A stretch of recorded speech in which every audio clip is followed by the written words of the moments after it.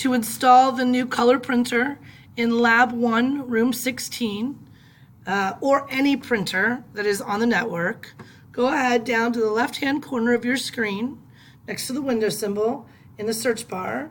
Click there. You're going to type in / CMBAPPS, and then go ahead and enter. This should pop up on your screen. This is all of the printers that are networked in. You're going to find the name of the printer that you would like to install. In this case, CMB 16 Color is our new color printer. Go ahead and click on that. I've already installed the printer, so you will get a working notification. Once it pops up, you're good to go. And again, you can do this for any printer that is on the network.